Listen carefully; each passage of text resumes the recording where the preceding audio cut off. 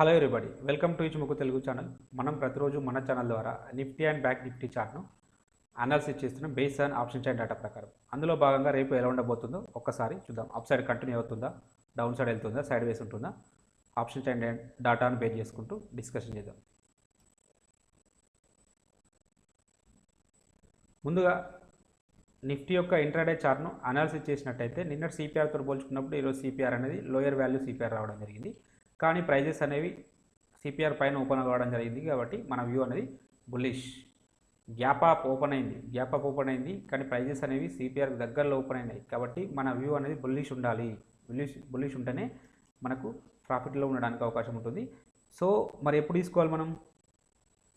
ఇక్కడ మనం ఇంకొకటి యాడ్ చేయాలి. ప్రీవియస్ డే హై అనేది యాడ్ చేయలేదు.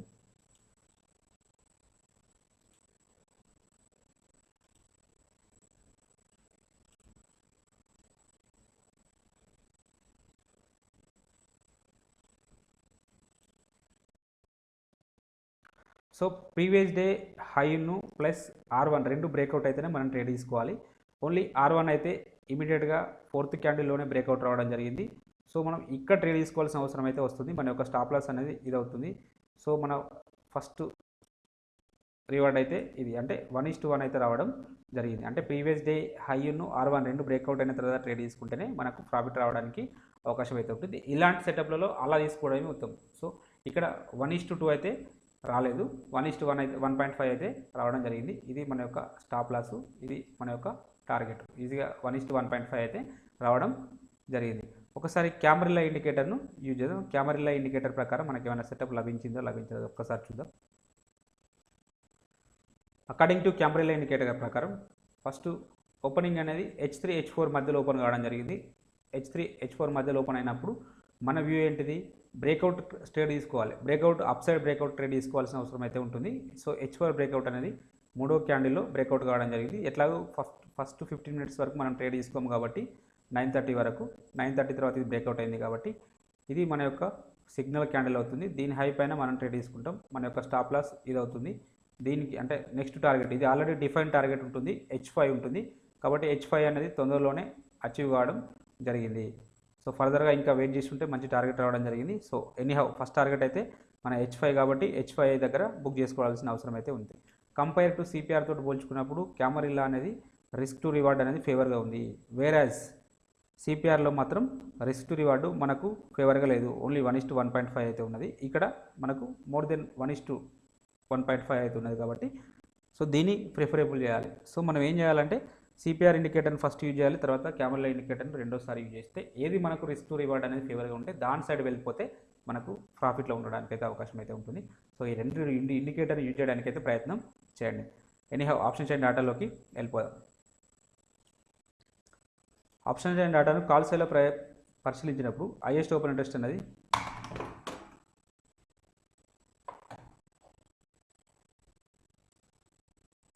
15,500 దగ్గర ఉన్నది. సెకండ్ హైయెస్ట్ ఓపెన్ ఇంట్రెస్ట్ అనేది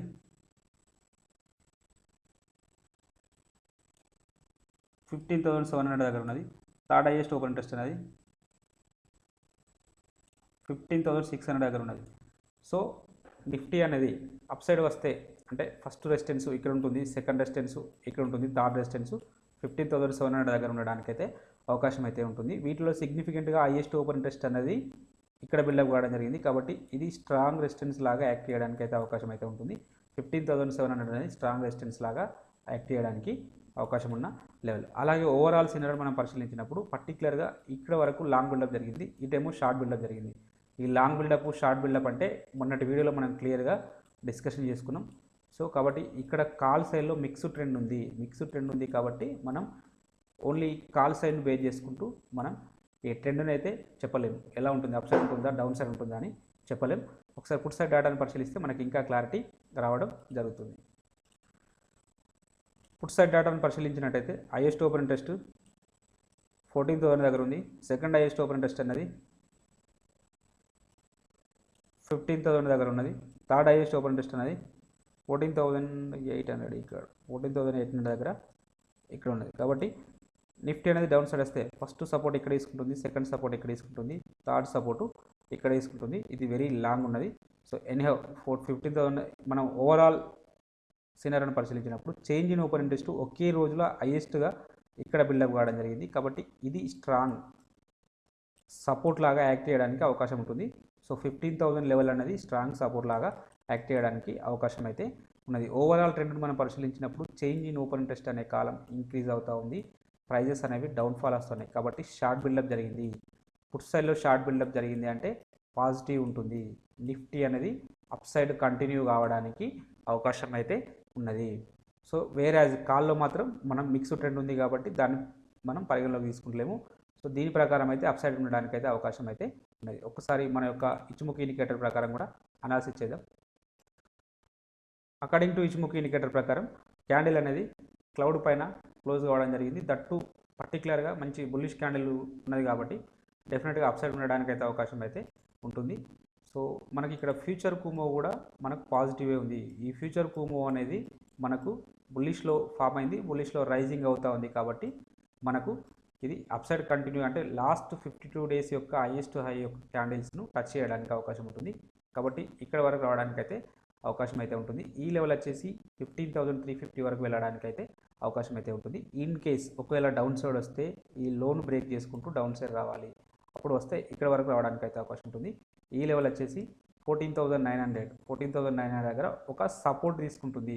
సపోర్ట్ తీసుకొని మళ్ళీ అప్ సైడ్ వెళ్ళడానికి అవకాశం అయితే ఉంటుంది. ఒకవేళ లేదు డైరెక్ట్ ఇక్కడే బ్రేక్అవుట్ అయితే ఫర్దర్గా అప్ సైడ్ వెళ్ళడానికి అయితే అవకాశం అయితే ఉంటుంది. వన్స్ ఒకవేళ 14,900 కింద ట్రేడ్ అవుతే మాత్రం ఫర్దర్గా మళ్ళీ ఈ 14,500 వరకు రావడానికి అయితే అవకాశం అయితే ఉంటుంది. ఒకవేళ డౌన్ సైడ్ వస్తే 14,900 కింద గ్యాప్ డౌన్ ఓపెన్ అయితేనే మాత్రమే డౌన్ సైడ్ ఉంటుంది, లేదంటే అప్ సైడ్ కంటిన్యూ కావడానికి అయితే అవకాశం అయితే ఉంటుంది. అలాగే ఇక్కడ మనం ఈ సప్లై జోన్ గురించి మాట్లాడుకున్నట్టయితే ఇక్కడ ఒక సప్లై జోన్ అయితే ఉండడం జరిగింది. సో ఇక్కడ ఆల్రెడీ నిన్న ఒక సప్లై జోన్ ఉండే, దీన్ని బ్రేక్అవుట్ చేసింది. అంటే ఈ సప్లై జోన్ అనేది వైలేషన్ అయిపోయింది. కాబట్టి నెక్స్ట్ సప్లై జోన్ వచ్చేసి ఇక్కడ ఉన్నది. ఇది ఆల్రెడీ ఒకసారి టచ్ కావడం జరిగింది. మేబీ రెండోసారి ఇక్కడికి వస్తే మాత్రం రియాక్షన్ ఉంటుందా లేదా బ్రేక్అవుట్ అవుతూ అప్ సైడ్ వెళ్తుందా అనేది చూడాలి. ఒకవేళ ఇక్కడ రియాక్షన్ అయితే మళ్ళీ ఫర్దర్గా 15,000 వరకు రావడానికి అయితే అవకాశం అయితే ఉంటుంది. చూద్దాం ఇక్కడ వరకు, అంటే ఒకవేళ అక్కడ రియాక్షన్ అవుతుందా బ్రేక్అవుట్ అవుతుందా చూద్దాం. ప్రస్తుతానికైతే అక్కడ ఒక సప్లై జోన్ ఉంది. ఆ లెవెల్ వచ్చేసి 14,000 అంటే 15,350 నుంచి 425 వరకు ఉన్నది. సో 15,375 దగ్గర రిజెక్షన్స్ ఉండడానికైతే అవకాశం అయితే ఉన్నది. సో ఈ సప్లై జోన్లో ఎక్కడైనా రిజెక్షన్స్ కావడానికైతే అవకాశం అయితే ఉంటుంది. సో దీన్ని లోయర్ టైం ఫ్రేమ్లోకి మనం షిఫ్ట్ చేసుకున్నప్పుడు అక్కడ ఆ జోన్లో ఇంకేమైనా సప్లై జోన్స్ ఉంటే మనకు అక్కడ డెఫినెట్గా రియాక్షన్స్ కావడానికి అయితే అవకాశం అయితే ఉంటుంది. ఒకసారి అవర్లీలో చూద్దాం. అవర్లీలో చూసినప్పుడు కంప్లీట్గా బులిష్నెస్ అయితే ఉన్నది. ఫ్యూచర్ కూమో కూడా బులిష్లో ఉన్నది కాబట్టి అప్ సైడ్ కంటిన్యూ కావడానికి అయితే అవకాశం అయితే ఉంటుంది. సో ఒకవేళ డౌన్ సైడ్ వస్తే ఇక్కడ ఈ 15,000 దగ్గర ఒక రెండు అంటే కన్వర్జేషన్ లైన్ బేస్ లైన్ ఒకే దగ్గర ఉన్నాయి కాబట్టి ఇక్కడ సపోర్ట్ తీసుకోవడానికి అయితే అవకాశం అయితే ఉంటుంది. వన్స్ ఒకవేళ ఇవాళ హై అనేది బ్రేక్అవుట్ అయితే మాత్రం నిన్నటి రోజున హై బ్రేక్అవుట్ అయితే ఫర్దర్గా అప్ సైడ్ ఉండడానికి అయితే అవకాశం అయితే ఉన్నది. సో నెక్స్ట్ ఎక్కడ అంటే సప్లై జోన్ ఇక్కడ లేదు కాబట్టి మేబీ అప్ సైడ్ ఉండడానికి అయితే అవకాశం అయితే ఉన్నది. సో టిల్ అంటే 15,375 వరకు అప్ సైడ్ అయితే ఉన్నది. అక్కడ మేబీ ఏమన్నా రియాక్ట్ అయితే డౌన్ సైడ్ రియాక్ట్ కావడానికి అయితే అవకాశం అయితే ఉంటుంది.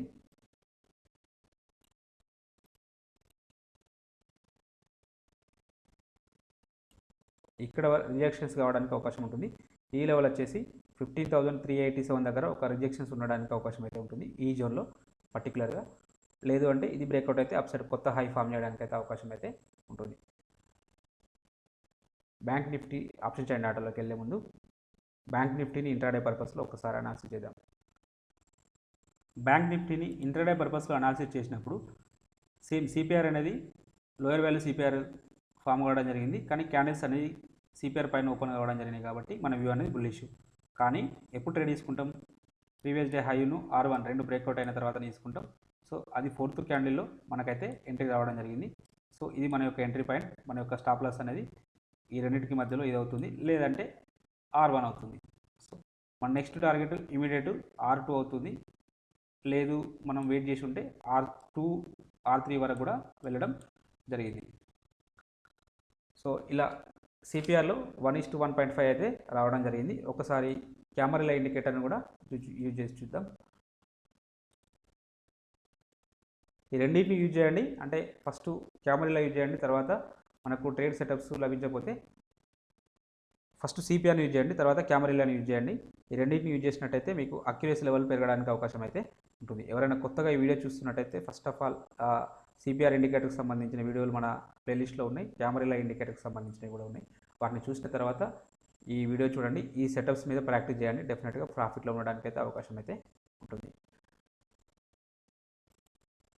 సో అకార్డింగ్ టు కెమెరాల ప్రకారం ఓపెన్ అయినది H3 H4 మధ్యలో ఓపెన్ కావడం జరిగింది. H3 H4 మధ్యలో ఓపెన్ అయినప్పుడు H4 బ్రేక్అవుట్ అయినప్పుడు మనం ట్రేడ్ తీసుకోవడానికి అయితే అవకాశం లభిస్తుంది. సో H4 అనేది ఫస్ట్ క్యాండిల్ లోపలనే బ్రేక్అవుట్ రావడం జరిగింది. ఎవరైనా అగ్రెసివ్ ట్రేడర్ ఉంటే మాత్రమే ట్రేడ్ తీసుకోవడానికి అయితే అవకాశం అయితే ఉంటుంది. ఒకవేళ మనం 15 మినిట్స్ వెయిట్ చేసి ఉంటే అప్పటికి ఆల్రెడీ అది చాలా దూరం వెళ్ళిపోయి ఉంటుంది. సో ఇది మన యొక్క ఎంట్రీ పాయింట్ అయితే 15 మినిట్స్ తర్వాత అయితే మన యొక్క రిస్క్ ఇంత ఉంటుంది, రివార్డ్ అనేది ఇంత ఉంటుంది. కాబట్టి ఇలాంటి సందర్భంలో ట్రేడ్ తీసుకోవద్దు. అంటే కెమెరా ఇండికేటర్ ప్రకారం బ్యాంక్ నిఫ్టీలో ట్రేడ్ సెటప్ అనేది లభించలేదనే చెప్పాలి. ఎందుకంటే ఆఫ్టర్ 15 మినిట్స్ తర్వాత మన యొక్క రివార్డ్ ఇంతే ఉంటుంది, రిస్క్ అనేది ఇంత ఉంటుంది. కాబట్టి ట్రేడ్ తీసుకోము. ఒకవేళ తీసుకోవాల్సి వస్తే ఫస్ట్ క్యాండిల్ అయిపోయిన తర్వాతనే తీసుకోవాల్సిన అవసరం అయితే ఉంటుంది. అప్పుడు మాత్రమే రిస్క్, అప్పుడు కూడా ఓన్లీ 1:1కు మాత్రమే ఛాయిస్ అనేది ఉంటుంది. సో ఇలాంటి ట్రేడ్ అనేది ఓన్లీ అగ్రెసివ్ ట్రేడర్స్ మాత్రమే తీసుకోవడానికి అవకాశం అయితే ఉంటుంది. సో ఇలా మీరు ఈ రెండు ఇండికేటర్స్ను ఎక్కువ ప్రాక్టీస్ చేయండి. డెఫినెట్గా వీక్లో 5 డేస్ ట్రేడింగ్ సెటప్స్ లభించినప్పటికీ 3-4 డేస్ అయితే డెఫినెట్గా లభించడానికి అయితే అవకాశం అయితే ఉంటుంది. బ్యాంక్ నిఫ్టీ యొక్క ఆప్షన్ చైన్ డేటాను పరిశీలించినప్పుడు హైయెస్ట్ ఓపెన్ ఇంట్రెస్ట్ అనేది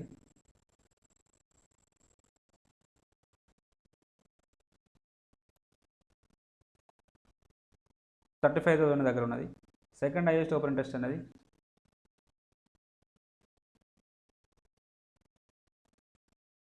36,000 దగ్గర ఉన్నది. థర్డ్ హైయెస్ట్ ఓపెన్ ఇంట్రెస్ట్ అనేది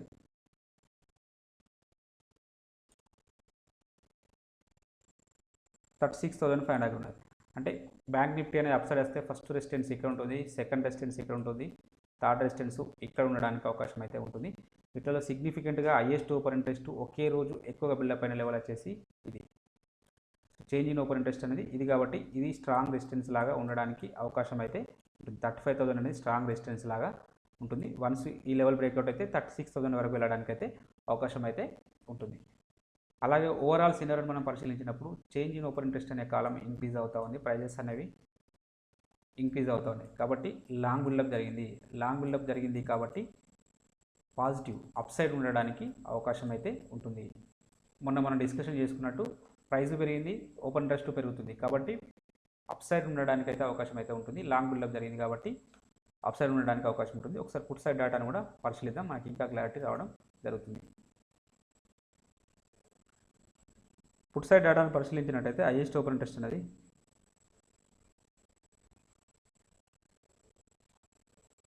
33,000 దగ్గర ఉంది. సెకండ్ హైయెస్ట్ ఓపెన్ ఇంట్రెస్ట్ అనేది 32,000 దగ్గర ఉన్నది. థర్డ్ హైయెస్ట్ ఓపెన్ ఇంట్రెస్ట్ అనేది ఇదే second highest open interest 34,000 second highest open interest, ఇదే third highest open interest. So ఒకవేళ బ్యాంక్ నిఫ్టీ అనేది డౌన్ సైడ్ వస్తే ఫస్ట్ సపోర్ట్ ఇక్కడ తీసుకుంటుంది, సెకండ్ సపోర్ట్ ఇక్కడ తీసుకుంటుంది, థర్డ్ సపోర్ట్ ఇక్కడ తీసుకోవడానికి అవకాశం అయితే ఉంటుంది. వీటిలో సిగ్నిఫికెంట్గా highest open interest change in highest open interest అనేది ఒకే రోజులో ఇక్కడ బిల్డప్ అవ్వడం జరిగింది. కాబట్టి ఈ లెవెల్ అనేది స్ట్రాంగ్ సపోర్ట్ లాగా యాక్ట్ చేయడానికి అయితే అవకాశం అయితే ఉంటుంది. సో 34,000 అనేది స్ట్రాంగ్ సపోర్ట్ లాగా యాక్ట్ చేయడానికి అవకాశం ఉంటుంది. అలాగే ఓవరాల్ మనం సినారియోని పరిశీలించినప్పుడు చేంజ్ ఇన్ ఓపెన్ ఇంట్రెస్ట్ అనే కాలం ఇంక్రీజ్ అవుతూ ఉంది, ప్రైజెస్ అనేవి డౌన్ఫాల్ వస్తున్నాయి. కాబట్టి షార్ట్ బిల్డప్ జరిగింది అంటే పుట్ సైడ్లో షార్ట్ బిల్డప్ జరిగిందంటే పాజిటివ్ ఉండడానికి అవకాశం అయితే ఉంటుంది. Bank Nifty up side continue కావడానికి అవకాశం అయితే ఉంటుంది. ఒకసారి అకార్డింగ్ టు ఇచ్చుముఖి ఇండికేటర్ ప్రకారం కూడా అనాలిసిస్ చేద్దాం. అకార్డింగ్ టు ఇచ్చుముఖి ఇండికేటర్ ప్రకారం క్యాండిల్ అనేది క్లౌడ్ పైకి అయితే రావడం జరిగింది. మంచి మారుబోజు క్యాండిల్ అయితే క్లోజ్ కావడం జరిగింది.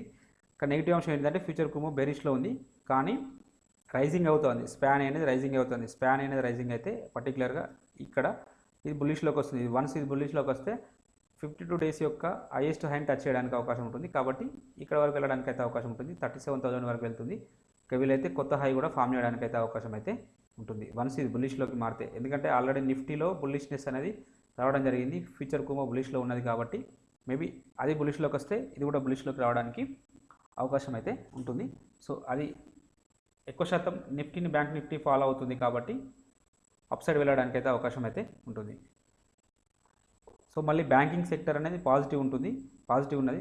పర్టికులర్గా పిఎస్యూ బ్యాంక్స్ అనేవి పాజిటివ్గా ఉన్నాయి కాబట్టి మేబీ బ్యాంక్ నిఫ్టీ పర్ఫామ్ చేస్తుంది. పర్ఫామ్ చేస్తే కొత్త హైస్ ఫామ్ చేయడానికి అయితే అవకాశం అయితే ఉన్నది.